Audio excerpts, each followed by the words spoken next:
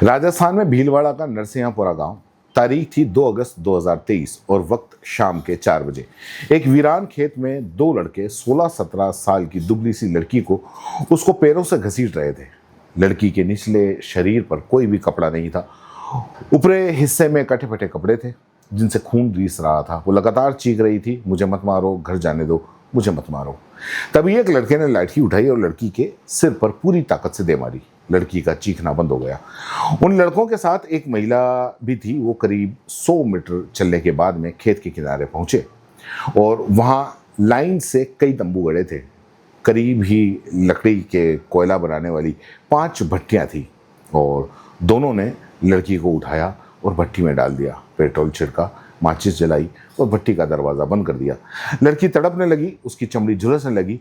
भट्टी से खून का मांस जलने लगा और कुछ अजीब सी मांस जलने जैसी बदबू आ रही थी। इसके बाद वो तीनों भट्टी के सामने बैठ गए। शाम के करीब 7 बजे एक लड़के ने भट्टी का दरवाज़ा खोला। तब तक 3 घंटे बीत चुके थे। 40-42 किलो वजन वाली लड़की अब 10 किलो के मांस का लोथड़ा बन चुकी थी। दोनों लड़के हड़बड़ा से गए। एक ने फ़ोन निकाला और कुछ नंबर मिलाना शुरू किए। कुछ ही मिनटों में 6 लोग और वहां पर आ गए। सभी आपस में बात करने लगे, लेकिन फिर 2 लड़कों ने लाश को भट्टी से खींच लिया। बॉडी के कई हिस्सों की चमड़ी प्लास्टिक की तरह जल चुकी थी, लेकिन हड्डियां जस की तस थी। मांस के इस लोथड़े से धुआं निकल रहा था। लड़की ले एक लड़का था, उसने चीखते हुए कहा, पानी लाओ, जल्दी लाओ, पानी लाओ, किसी तरह लाश को ठंडा करो। साथ खड़ी महिला दौड़ती हुई एक तंबू में गई, एक बाल्टी पानी लेकर आई और लाश के ऊपर पानी डाला। कुछ देर में लाश ठंडी हो गई। इसी बीच एक लड़का दौड़ा आया, फावड़ा लेकर लौटा और वार उसके सिर पर किया। फावड़े की धार तेज नहीं थी। उसने कई बार फावड़े से वार किया, तब कहीं जाकर सिर धड़ से अलग हुआ। अब दूसरे लड़के ने फावड़ा उठाया और उस लाश के टुकड़े टुकड़े करना शुरू कर दिए। कुल 20 टुकड़े कर डाले। इन 20 टुकड़ों को बोरी में भरा और सिर पर रखकर चलने लगे। तभी महिला ने टोका, एक बार ठीक से भट्टी को देख लो, अंदर कुछ रह तो नहीं गया। लड़कों ने बारी बारी से जमीन पर रखी भट्टी के पास कुछ डंडों से टटोलना शुरू करा। अंदर से कुछ और टुकड़े मिले, उन्हें भी निकाल कर बोरी के अंदर भर दिया। फिर दोनों लड़के एक एक करके बोरी को अपने कंधे पर उठाई और चल दिए। महिला ने पूछा, इसे कहाँ ले जा रहे हो? तो लड़कों ने जवाब दिया कि जंगल में कहीं जाकर देखेंगे क्या करना है इसका। अब जब जाकर लौट कर नहीं आते, तुम कहीं जाना मत और किसी से कुछ भी कहना मत। दोनों तेजी से कदम बढ़ा रहे थे। करीब 4 किलोमीटर चलने के बाद में एक नहर के पास में पहुंचे। एक लड़के ने कहा, इसे नहर में बहा दे, मुसीबत है, पीछा छूट जाएगा। दोनों ने कंधे से बोरी उतारी और इधर उधर देखने लगे। तसल्ली करने के बाद में नहर में बोरी फेंक दी। इधर भट्टी के पास खड़ी जो महिला थी, हाथ पैर उसके कांप रहे थे और वो इधर उधर टहल रही थी। कुछ देर के बाद में दोनों लड़के लौट आए। तब गहरी सांस लेते हुए महिला बोली, चलो जल्दी घर चलो, रात हो गई है, किसी को कुछ नहीं पता चलेगा। तीनों भट्टी से कुछ ही दूर पर जमीन पर तिलपार बिछाकर लेट गए। उनके दिमाग में एक ही बात चल रही थी कि लाश नहर में बहा दी है। अब कोई यहाँ आया तो उसे क्या ही पता चलेगा। लड़की कहाँ गई उसका तो खैर कोई नामो निशान नहीं है। रात करीब 1 बजे एक अनजान लड़का एक अधेड़ महिला के साथ वहां पहुंचा। एक महिला को काकी बोल रहा था वो। उसने देखा कि सामने की भट्टी में आग धधक रही है, उसका गेट खुला हुआ है। भट्टियां बंद रहती हैं और सभी भट्टियां बंद भी हैं। सिर्फ एक भट्टी है, वो क्यों चल रही है? लड़के ने आवाज़ लगाई, कोई है क्या? पास खड़े तंबू से कालू नाम का एक जो लड़का था वो निकल कर आया। कालू ने कहा कि इतनी रात को कौन हो और आप लोग यहाँ क्यों आए हो? तो लड़के ने कहा कि मेरी बहन दोपहर से घर से निकली थी, लेकिन अब तक वो वापस लौटी नहीं। तुमने क्या किसी लड़की को देखा है? तो कालू बोला, नहीं, यहाँ तो कोई लड़की नहीं आई। तभी लड़के की काकी बोल पड़ी, ये तुम्हारी भट्टी अभी तक क्यों चल रही है? तो उसने बोला कि पता नहीं काकी ये क्यों चल रही है, ये मेरी भट्टी भी नहीं है, पड़ोसी जो है वो संजय, उसकी भट्टी है। कालू ने जवाब दिया। लड़का कुछ सोचते हुए भट्टी के करीब पहुंचा। अंदर से मांस के जलने की बदबू आ रही थी। वो हड़बड़ाते हुए कालू से पूछा, भट्टी में क्या जल रहा है? कालू ने सकपकाते हुए कहा, मुझे पता नहीं, कोई जानवर कूद गया होगा, वही जल कर रहा होगा। लड़का बांस के डंडे से भट्टी को खोदने लगा। अचानक उसे कुछ चमकीला सा दिखा तो उसने चमकीली चीज को डंडे से बाहर निकाला। एक बड़ा सा चांदी का कड़ा था, वो बाहर निकाला। उसने वो कड़ा अपनी काकी को दिखाया। कड़ा देखते हुए लड़के की काकी चीख उठी, अरे ये तो मेरी बेटी का कड़ा है, ये यहाँ कैसे पहुंचा? कहीं बेटी को किसी ने भट्टी में तो नहीं जला दिया? हे भगवान, ऐसा नहीं हो सकता, उसे कोई क्यों जलाएगा? वो बदहवास सी होने लगी, लड़के की आवाज़ भी कांपने लगी। वो सोचने लगा, महीने भर पहले ही तो बहन को कड़ा दिया था, ये यहाँ कैसे आ गया? नहीं नहीं, ये किसी और का कड़ा होगा। लड़के ने खुद को संभाला और फिर भट्टी को खोदना शुरू करा। इस बार उसे एक जला हुआ हाथ का टुकड़ा मिला। अब लड़का भी चीख गया, काकी, हमारी गुड़िया को किसी ने जला दिया। बदहवासी में चीखती हुई लड़की की माँ अपने भतीजे के साथ गांव के प्रधान के घर पहुंची। अगस्त 2023 रात 2 बजे बदहवासी में चीखती हुई जो लड़की की माँ थी, उसने अपने भतीजे के साथ प्रधान के घर वो गई और उसकी आवाज़ को सुनते ही हड़बड़ा कर जो प्रधान था, उसने जैसे ही दरवाज़ा खोला, महिला बोली, प्रधान जी, मेरी बेटी को किसी ने भट्टी में जला दिया। प्रधान ने एकदम काफ़ी सकपका गया और डरा। उसने कहा कि ऐसा कैसे हो सकता है, मैं भी पुलिस को फ़ोन करता हूँ। प्रधान ने मोबाइल निकाला और कुछ नंबर डायल किए और नंबर डायल करके बोला, सर, नरसिंहपुरा गांव में एक लड़की को भट्टी में जला दिया है, हाथ का टुकड़ा मिला है, उसकी माँ दहाड़े मार मार कर रो रही है, जल्दी आइए। अगले दिन सुबह भट्टी के पास पुलिस थी, वो भट्टी के पास पहुंची। पीछे पीछे गांव वालों की भीड़ भी पहुंच गई। कुल 5 भट्टियां थी, इनमें से 4 बंद, एक का दरवाज़ा खुला हुआ था। भट्टी में पानी डाला हुआ था लेकिन उसकी दीवारें अभी गर्म थी। सामने खाली पड़े खेतों में कुछ तंबू गाड़े थे। डीएसपी श्याम सुंदर इस केस की जांच कर रहे थे। डीएसपी श्याम सुंदर ने कड़क आवाज में पूछा, ये तंबू किसके हैं? कालबेलियों के 9 लोगों का परिवार है, वो यहाँ रहता है। भीड़ ने जवाब दिया, ये जो जल रही है भट्टी, ये किसकी है? संजय की है साहब, पास के तंबू के पास जो कालू खड़ा था उसने कहा। डीएसपी श्याम सुंदर, कल रात में किसी ने भट्टी में जलती हुई लाश देखी क्या? उसने कहा, जी सर। भीड़ में खड़ा महावीर था, वो बोला। दरअसल महावीर उस लड़की का चचेरा भाई था और उसे लड़कों ने भट्टी में जला दिया था, जिसे 2 लड़कों ने भट्टी में जला दिया। जिस लड़की को जलाया था उसका चचेरा भाई था। वो महाराष्ट्र के नासिक में कैटरिंग का काम करता था। कुछ महीने पहले वो गांव के अंदर आया था। डीएसपी ने पूछा, तुमने भट्टी में क्या देखा? तो महावीर ने कहा कि एक रात को 1 बजे मैं काकी के साथ में यहाँ पर आया था, भट्टी जल रही थी। जब मैंने डंडे से आग को टटोला तो कड़ा और जला हुआ हाथ मुझे मिला। महावीर ने डीएसपी को कड़ा और अध जला हाथ भी दिखाया। डीएसपी श्याम सुंदर ने पूछा कि तुम कैसे कह सकते हो कि ये हाथ और कड़ा तेरी बहन का ही है? तो महावीर बोला कि महीने भर पहले ही ये कड़ा मैंने ही अपनी बहन को दिया था। इसके बाद में डीएसपी श्याम सुंदर महावीर के घर पहुंचे और महावीर की काकी ने पुलिस को बताना शुरू किया। उसने बताया कि मेरी बेटी 17 साल की थी, एकदम गोरी, 5.5 फीट की थी। लोग कहते थे कि तुम्हारी बिटिया हीरोइन जैसी लगती है। कल दोपहर की बात है, उसके पापा को रिश्तेदारी में जाना था। मैंने बेटी को कहा कि आज वो बकरियां लेकर खेत में चली जाए।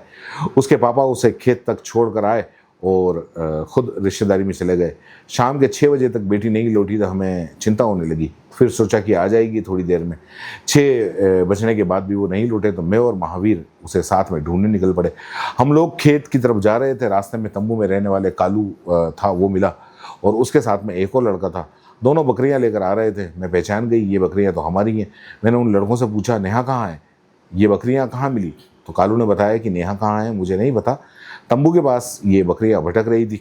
मुझे लगा कि गांव वालों की हैं तो उन्हें देने जा रहा हूँ। काफ़ी देर तक हम खेत और भट्टियों के आसपास नेहा को तलाशते रहे, आवाज़ लगाते रहे। फिर थक हार कर हम घर आ गए। मैंने नेहा के पापा से कहा कि थाने में जाकर रिपोर्ट लिखवा दो। कुछ देर बाद वे थाने जाने के लिए घर से निकलने वाले थे, लेकिन मैंने उन्हें रोक दिया। मैंने कहा कि एक बार फिर से खेत चलकर देख लेते हैं, हो सकता है नेहा रास्ता भटक गई हो, किसी दूसरे गांव के अंदर चली गई हो। रात के करीब 1 बज चुके थे। हम खेत पहुंचे तो देखा कि सभी भट्टियां बंद थी, लेकिन एक दरवाज़ा खुला हुआ था और आग जल रही थी। करीब पहुंची तो मांस जलने जैसी बदबू आ रही थी। महावीर ने डंडे से भट्टी को राख को टटोलना शुरू किया तो उसमें चांदी का कड़ा और अध जला हाथ मिला और कड़ा देखते ही मैं पहचान गई कि ये तो मेरी बेटी का ही है। लड़की की माँ का बयान दर्ज करने के बाद में डीएसपी फिर से भट्टी के लिए निकल पड़े।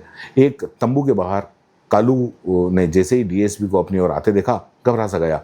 उसे भागना चाहा, लेकिन डीएसपी श्याम सुंदर ने उसे दबोच लिया और इसी बीच पुलिस की टीम ने खेत को चारों तरफ से घेर लिया। कालू, उसका भाई कान्हा और उसकी पत्नी लाड देवी और संजय समेत 9 लोगों को हिरासत में लिया गया। पुलिस इन्हें लेकर थाने के लिए निकल गई और पीछे पीछे गांव वाले भी थाने में पहुंच गए। नरसिंहपुरा गांव के करीब 700 गुर्जर परिवार रहते हैं और थाने में डीएसपी श्याम सुंदर ने संजय से पूछा कि लड़की कहाँ है, तेरी भट्टी में मिला अध जला हाथ वो किसका है। संजय ने रोते हुए कहा कि मुझे लड़की के बारे में कुछ नहीं पता साहब, मैं तो रिश्तेदारी में गया था। तेरी भट्टी में लाश के टुकड़े कैसे मिले? इंस्पेक्टर ने सख्ती से पूछा तो संजय बोला, साहब मुझे नहीं पता। श्याम सुंदर थोड़ी और उसने सख्ती दिखाई। संजय टूट गया। उसने बोला कि 2 अगस्त की शाम मुझे कालू ने फ़ोन किया, मैं भागा भागा गांव आया, सीधे भट्टी के पास में पहुंचा तो देखा उसमें लाश जल रही है।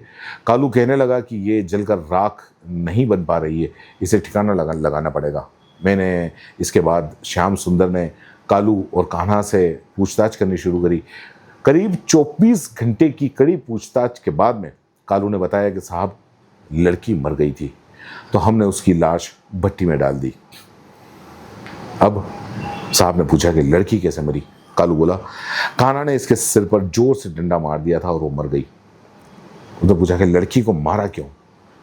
लगभग कांपते हुए कालू बोला कि रोज बकरी चराने नेहा के पापा आते थे, उस रोज नेहा भी उनके साथ थी। उन्होंने मुझसे कहा कि मैं रिश्तेदारी में जा रहा हूँ, तुम नेहा का ख्याल रखना। उनके जाने के बाद में नेहा को देखकर मेरी नीयत खराब होने लगी। मैंने अपने भाई कान्हा से कहा कि छाछ लेने गांव जा रहा हूँ। मैं सीधे नेहा के घर चला गया। आवाज़ लगाई तो उसकी माँ बाहर आई। मैंने कहा कि छाछ दे दो। फिर पूछा कि काका रिश्तेदारी में चले गए हैं क्या? तो काकी ने बताया कि हाँ वो चले गए हैं। मैं छाछ लेकर खेत लौट आया। मुझे पता चल गया था कि नेहा अकेली है। मैंने दौड़कर उसे पकड़ना चाहा तो वो भागने लगी, फिर लड़खड़ा कर गिर गई। मैंने दुपट्टे से उसका मुंह बांध दिया और खेत के किनारे ले गया। वहाँ मैंने उसके साथ में रेप किया और कुछ ही देर बाद कान्हा वहाँ पहुँच गया। उसने मुझे उठाया, हटाया और खुद नेहा के साथ में रेप करने लगा। मैं खड़े होकर देखता रहा कि कोई आ तो नहीं रहा है। लड़की बेहोश सी हो गई। इसके बाद मैंने फिर उसका रेप किया। मैंने लड़की को धमकाते हुए कहा कि चुपचाप घर चली जा, किसी से कुछ भी कहा तो जान से मार दूंगा। लेकिन साहब वो मान नहीं रही थी। वो एक ही बात की रट लगाई थी कि पापा से बताएगी। समझ में नहीं आ रहा था कि क्या करूं। वो जैसे ही भागने लगी, कान्हा ने उसके सर पर डंडा मार दिया और वो गिर गई। हम उसे घसीट कर तम्बू में ले आए। मेरी बीवी लड़की को देखते ही डर गई। वो कहने लगी कि ये तो मर गई, क्यों मारा इसे? मैंने उसे डांटते हुए कहा कि ये सब पूछने का टाइम नहीं है, जल्द इसको ठिकाने लगाना है। बात क्या करें? बीवी बोली कि इसे भट्टी में डाल दो। इसके बाद मैंने कान्हा और बीवी के साथ मिलकर लड़की को भट्टी में डाल दिया और पेट्रोल छिड़का और आग लगा दी। लाश को जलाने के बाद मैं क्या किया? साहब ने पूछा। कालू बोला, पूरी बॉडी तो भट्टी में ही जल गई। इधर फॉरेंसिक जो टीम ने जब भट्टी वाली राख जांची तो पता चला कि खोपड़ी, आँख, दांत सब गायब हैं। भट्टी के बाहर मिले फावड़े पर लगे खून और मांस के टुकड़े का सैंपल, राख में मिली हड्डियाँ, ये सैंपल, ये सब के सब मैच कर गए। इंस्पेक्टर श्याम सुंदर सोचने लगे कि कहीं इन लोगों ने लाश के टुकड़े तो नहीं किए। वे कालू और कान्हा को लेकर भट्टी के पास में गए और इस बार इंस्पेक्टर ने कान्हा से पूछताछ शुरू करी कि लड़की की जो है वो लाश कहाँ गई। कान्हा ने बोला कि भट्टी में जल गई। डीएसपी श्याम सुंदर ने कहा कि उसको पीछे से 2 हंटर मारे। कान्हा बोला, साहब लड़की मर चुकी थी। 3 घंटे के बाद में हमने देखा कि लाश पूरी तरह जली नहीं है। हम सोचने लगे कि कोई आ गया तो जलती हुई लड़की को देख लेगा। हमने फावड़े से लाश के टुकड़े टुकड़े किए, बोरी में भरे और नहर के अंदर बहा दिए। डीएसपी ने दोनों को जीप में बिठाया और थोड़ी ही देर नहर के पास पहुंच गए। थोड़ा ढूंढने पर बोरी मिल गई। उसे पोस्टमार्टम के लिए भेज दिया गया। अगले दिन पोस्टमार्टम की रिपोर्ट में पता चला कि ये लाश तो अधूरी है, कई अंग उसके गायब हैं। डीएसपी सोच में पड़ गए कि बाकी के टुकड़े कहाँ गए। डीएसपी श्याम सुंदर सोच रहे थे कालू और कान्हा उन्होंने जुर्म कबूल कर लिया था, लेकिन कोर्ट में मुकर गए तो न लड़की जिंदा बची न पूरी लाश मिली। कैसे साबित होगा कि कालू कान्हा ने ही गैंग रेप किया है? भट्टी में डालने से पहले लड़की जिंदा है, ये भी तो साबित करना है। पूरी लाश नहीं मिली तो साबित करना भी मुश्किल होगा इंसानी लाश है भी या नहीं है। डीएसपी श्याम सुंदर ने गुस्से में कहा, कान्हा से पूछा कि लाश के बाकी टुकड़े कहाँ हैं। कान्हा ने घबराते हुए कहा कि एक और बोरी है, उसमें लाश के टुकड़े हैं और उसी नहर के अंदर फेंकी है। डीएसपी कालू और कान्हा को लेकर दोबारा नहर के पास में पहुंचे और थोड़ी दूर ढूंढने पर उन्हें बोरी दूसरी थी वो भी मिल गई। बोरी में मिले लाश के टुकड़े पोस्टमार्टम के लिए भेज दिए गए और 4 अगस्त 2023 रात के करीब 1 बजे 3 डॉक्टरों की टीम लाश के टुकड़ों का पोस्टमार्टम उन्होंने करना शुरू किया। उस टीम में शामिल डॉक्टर चेतन ने बताया कि 15,000 से ज़्यादा पोस्टमार्टम कर चुका हूँ, लेकिन इससे पहले मैंने ऐसी डेड बॉडी नहीं देखी। बोरियों में लाश की जगह मांस के लोथड़े थे। पता ही नहीं चल रहा था कि ये लाश इंसान की है या जानवर की है। पोस्टमार्टम हाउस के में एक एक टुकड़े को जोड़ना शुरू किया, सिर से लेकर पैर तक, ठीक उसी तरह जैसे कोई कागज पर इंसानी शरीर का ढांचा बनाता हो। खोपड़ी को हाथ से उठाकर देखा तो गर्दन का मांस हाथ में आ गया। जब पूरे टुकड़े को जोड़ा तब कंफर्म हुआ कि ये इंसान की बॉडी है और उसके कुल 20 टुकड़े। जले हुए बालों और हेयर क्लिप उसके अंदर चिपकी हुई थी, झुलसी हुई नाक में नथ थी और लड़की की मां ने उसको पहचान लिया कि ये उसकी बेटी की ही नथ है। लाश से भरी दोनों बोरियों का वजन सिर्फ 6,300 ग्राम यानी कि 6 किलो 300 ग्राम था। पोस्टमार्टम रिपोर्ट से साफ हो चुका था कि बोरियों में जो मिली लाश थे वो इंसान की है। अब पुलिस को यह साबित करना था कि कालू और कान्हा ने गैंग रेप किया। डीएसपी श्याम सुंदर ने फौरन कालू और कान्हा को पेनाइल स्वैब टेस्ट के लिए भेज दिया। ये टेस्ट रेप की घटना के 48 से 72 घंटे के भीतर किया जाता है। इस टेस्ट में गुप्तांगों पर लगे एलिमेंट्स की जांच की जाती है। जांच में कालू कान्हा के गुप्तांगों में डीएनए का लड़की की लाश के डीएनए से मैच कर गए और यहाँ तक कि कालू और कान्हा के सैंपल आपस में भी मैच कर गए। इससे साफ हो गया कि कालू और कान्हा ने बारी बारी से रेप किया है। अब पोस्टमार्टम रिपोर्ट में यह भी पता चल गया है कि सिर के पिछले हिस्से में फ्रैक्चर था। खून के दाग से यह भी पता चला कि जिंदा लड़की के सिर पर वार किया गया था और फॉरेंसिक टीम ने लाश को कार्बोहाइग्लोबिन टेस्ट किया, जिसमें यह पता चल गया कि हीमोग्लोबिन में कार्बन मोनोऑक्साइड है या नहीं। रिपोर्ट पॉजिटिव आई। पोस्टमार्टम करने वाले डॉक्टर चेतन बताते हैं कि जब लड़की जल रही थी तो रगों में खून बह रहा था, सांसें चल रही थी, तभी कार्बोक्सी हीमोग्लोबिन टेस्ट की रिपोर्ट पॉजिटिव आई है। सिर पर कोहनी की हड्डी से ये पता चला कि ये किसी 17 साल 9 महीने की लड़की है की बॉडी है, यानी कि लड़की नाबालिग है।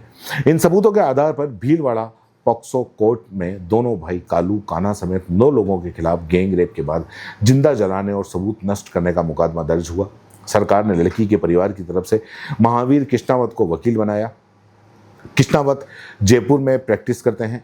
अब भीलवाड़ा पॉक्सो कोर्ट में दोनों की तरफ से जिरह हुई। महावीर कृष्णावत ने कोर्ट के अंदर ये कहा कि माय लॉर्ड, एक नाबालिग लड़की के साथ में दोनों भाइयों ने बारी बारी से रेप किया, उसके सिर पर डंडा मारा, जिंदा ही धधकती हुई भट्टी के अंदर डाल दिया। फॉरेंसिक रिपोर्ट और पोस्टमार्टम रिपोर्ट इस बात को साबित कर रही है कि लड़की की मौत जलने से हुई है। जिंदा लड़की को इन दोनों ने पेट्रोल छिड़ककर जला दिया। क्राइम सीन से जो पेट्रोल की बोतल, फावड़ा और 2 बोरियां जो थी वो लाश के अंदर, लाश की 2 बोरियां बरामद हुई। एक पिता ने जिस इंसान को अपनी बेटी का ध्यान रखने के लिए बोला था, उसी ने उसकी बेटी का बलात्कार करके मर्डर कर दिया। इन बयानों और सबूतों से साफ है कि इन्होंने प्लान तरीके से रेप किया और फिर हत्या की और सबूत मिटाने के लिए लाश के टुकड़े टुकड़े करके उसको फेंक दिया। माय लॉर्ड, ये दरिंदे समाज के लिए जिंदा रहने लायक नहीं है, ये कलंक है। ये बच गए तो किसी न किसी और को अपना शिकार बनाएंगे, इन्हें मृत्यु दंड दिया जाए। इसके बाद में कालू कान्हा का बचाव करते हुए उनके वकील ने कहा कि जिस रोज ये घटना घटी, एक दाढ़ी वाला व्यक्ति भट्टी के पास घूम रहा था। इन लोगों ने तो ये भट्टियाँ कुछ महीने पहले ही किराए पर पीड़ित परिवार से ली थी और इससे पहले ये भट्टियाँ दाढ़ी वाले व्यक्ति के पास में थी। इसका पीड़ित परिवार के साथ में झगड़ा था। हो सकता है दाढ़ी वाले ने ही लड़की के साथ में गलत किया हो और कालू कान्हा को फंसाने के लिए भट्टी में डालकर जिंदा जला दिया हो। पुलिस ने दबाव डालकर कालू कान्हा से बयान दर्ज करवा दिया। ये भी गुनाह है। सरकारी वकील कृष्णावत ने उन्हें टोकते हुए कहा कि मान लीजिए कि पुलिस के दबाव में दोनों झूठ बोल रहे हैं, लेकिन क्या पोस्टमार्टम रिपोर्ट भी झूठ बोल रही है? क्या फॉरेंसिक रिपोर्ट झूठी है? क्या पीड़ित परिवार झूठ बोल रहा है? कालू कान्हा ने फ़ोन कॉल्स की डिटेल साफ है कि 2 अगस्त 2023 को 4 बजे के बाद में उस जंगल में ये सब कुछ हुआ और कालू कान्हा और उनके साथ मौजूद लोगों ने पूरी घटना को अंजाम दिया। थोड़ा ठहर कर एडवोकेट कृष्णावत ने फिर से बोलना शुरू किया और आखिरी बार लड़की को उसके पिता ने खेत में देखा था और सामने कालू काना अपने तंबू में बैठे हुए थे। कानून की लास्ट सीन थ्योरी के मुताबिक ये दोनों ही जिम्मेदार हैं। इतना ही नहीं, पेट्रोल वाले ने भी गवाही दी कि कालू काना ने कुछ दिन पहले ही एक बोतल में पेट्रोल भरवाया था और 473 पन्नों की चार्जशीट कोर्ट में पेश की गई। उसका एक एक पन्ना इस बात की गवाही दे रहा था कि इन दोनों ने लड़की के साथ में गैंगरेप किया है, उसे भट्टी में जिंदा जला दिया है। कोर्ट में करीब 9 महीने तक ये मामला 43 चला और 43 गवाह पेश हुए। 28 मई 2024 को भीलवाड़ा पॉक्सो एक्ट के जज अनिल कुमार गुप्ता ने 100 पन्नों की जजमेंट में फैसला सुनाते हुए कहा कि बचाव पक्ष ने जो तर्क दिया है उसका कोई आधार नहीं है। पुलिस जांच, फॉरेंसिक रिपोर्ट और गवाहों के बयान से साफ है कि इन दोनों ने ही लड़की के साथ में गैंगरेप किया। भट्टी में डाले जाने से पहले लड़की जिंदा थी। ये कल्पना कर पाना मुश्किल है कि बेबस लड़की भट्टी में किस कदर तड़प तड़प कर मरी होगी। हमारे शरीर में कहीं थोड़ी सी आग छू जाती है तो हम चीखने लगते हैं। अगर ये बच गए तो समाज में गलत संदेश जाएगा। अब वो लड़की सिर्फ पीड़ित परिवार की बेटी नहीं, समाज की बेटी है। जिस इंसान को एक पिता ने बेटी का ध्यान रखने के लिए कहा, उसी ने रेप करके नृशंस उसकी हत्या कर दी। इन दोनों को जीने का कोई हक नहीं है। दोनों को मरते दम तक फांसी के फंदे पर लटकाए जाने की सजा सुनाई जाती है।